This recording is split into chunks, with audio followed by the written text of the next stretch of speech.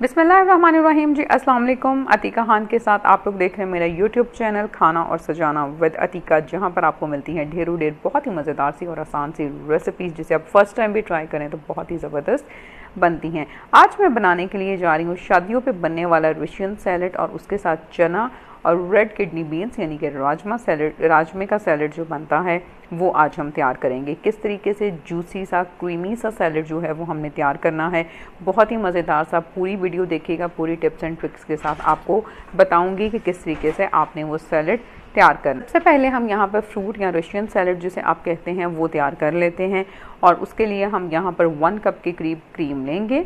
Normal आम जो dairy cream बाज़ार में मिलती है वो वाली क्रीम हम इसमें इस्तेमाल कर रहे हैं।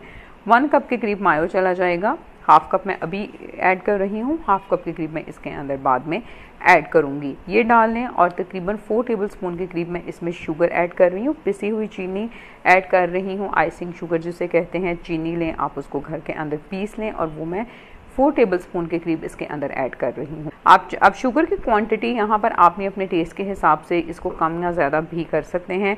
नॉर्मल अगर आप इक्वल क्वांटिटी ले तो इसके अंदर हाफ कप के करीब शुगर ऐड करें, लेकिन मैं ज़रा शुगर थोड़ी कम पसंद करती हूँ, इसलिए मैंने 4 टेबलस्पून ऐड की है। बाकी आप अपने टेस्ट के हिसाब से इसको एडजस्ट कर सकते हैं। ये 4 अदद एप्पल थे, 2 बड़े सेब थे, 2 छोटे सेब थे। ये चारों सेब छील कर हम इसके अंदर ऐड करेंगे।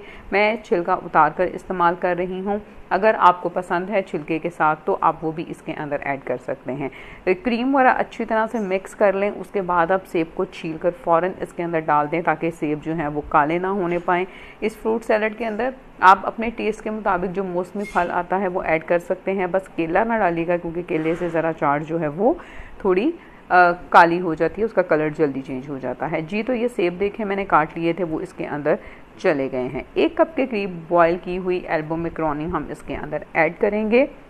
ये फ्रूट कॉकटेल था, तकरीबन 1 कप के करीब फ्रूट कॉकटेल है, वो हम इसके अंदर ऐड कर रहे हैं, और उसके बाद हम इनको अच्छी तरह से मिक्स कर लेंगे। बहुत ही क्रीमी बनेगा। मायो ऐड करने से इसकी कंसिस्टेंसी और इसका टेक्सचर जो है वो बड़ा ज़बरदस्त और क्रीमी सा हो जाता है। ये देखें, अब मैं इसके अंदर बाकी का मायो जो है वो ऐड कर दूंगी। तो इसको हम अच्छा सा मिक्स कर लेंगे, और मिक्स करने के बाद ये देखें बड़ी ही ज़बरदस्त सी इसकी माशाल्लाह लुक आ रही है। ज़बरदस्त सा क्रीमी सा टेक्सचर इसका बन जाता है। खाली क्रीम ऐड नहीं करनी, मायो लाजमी ऐड करना है, क्योंकि इसका क्रीमी टेक्सचर जो है वो मायो की वजह से ही हमें मिलेगा। तो ये हमारे पास हो गया है रेडी। इसको फ्रिज में रख देते हैं ठंडा होने के लिए, और तब तक हम दूसरा सैलेड रेडी कर लेते हैं। दूसरा सैलेड तैयार करने के लिए यहाँ पर मैंने इमली ली है, तकरीबन 10 से 15 गुठलियाँ हैं इमली की। इसके अंदर हम हाफ कप के करीब गर्म पानी डाल लेंगे, और इसको तकरीबन 15 से 20 मिनट के लिए छोड़ देंगे। 15 से 20 मिनट के बाद ये देखें इसमें से हम गुठलियाँ इमली की निकाल देंगे।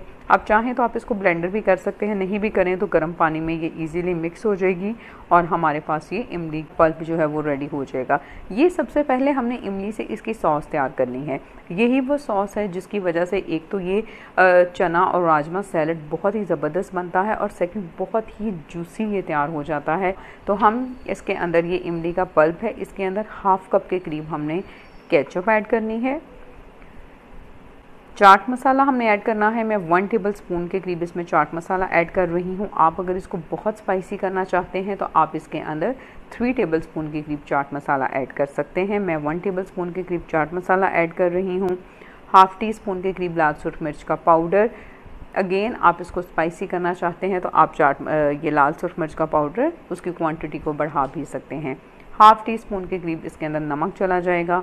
इन सारी चीज़ों को हमने अच्छी तरह से मिक्स कर लेना है, और ये हमारे पास बहुत ही ज़बरदस्त और जो मेन इंग्रेडिएंट है इस चना चाट का वो ये सॉस ही है, जो कि ज़बरदस्त सी हमारे पास रेडी हो गई है। इसके अंदर हमने उबले हुए चने डाल देने हैं। मैं तकरीबन 3.5 कप के करीब इसके अंदर उबले हुए चने डाल रही हूँ। 1.5 कप के करीब इसके अंदर राजमा चला जाएगा। एक मैंने बड़ा खीरा लिया था, उस खीरे को छोटा छोटा हम काट लेंगे, वो खीरा भी हम इसके अंदर डाल देंगे। टमाटर हैं ये मैं अब इसमें टमाटर जाएंगे। टमाटर के सीड्स को मैंने रिमूव कर दिया था, और इन टमाटर को भी छोटा छोटा काट लिया है, ये भी इसके अंदर चले जाएंगे। और ये प्याज था, प्याज को काट कर मैंने कुछ देर के लिए ठंडे पानी में रखा था, और उसके बाद इसको अच्छी तरह से निचोड़ लिया था कि इसका पानी जो है वो भी स्क्वीज़ आउट हो जाए। और इसके बाद प्याज की जो करवाहट है, जब आप ठंडे पानी में डालकर रखते हैं तो उसकी करवाहट काफ़ी हद तक ख़त्म हो जाती है। और अब हमने इसको अच्छी तरह से मिक्स कर लेना है और माशाल्लाह से बहुत ही ज़बरदस्त दोनों रशियन सैलड और चना चाट सैलड जो है वो हमारे पास रेडी हो चुका है। इसका एक प्लेटर तैयार कर लेते हैं, एक ही डिश के अंदर इनको हम निकाल लेते हैं। इन दोनों को ज़रूर ट्राई कीजिएगा। चैनल को सब्सक्राइब करना बिल्कुल मत भूलिएगा। रेसिपी अच्छी लगेगी तो लाइक शेयर ज़रूर कीजिएगा। वीडियोज़ आप देखते हैं इसको सब्सक्राइब ज़रूर किया कीजिए। अपना बहुत सारा ख्याल रखिएगा। फिर मिलूँगी नई और बहुत ही ज़बरदस्त रेसिपी के साथ। Thank you very much and अल्लाह हाफिज़।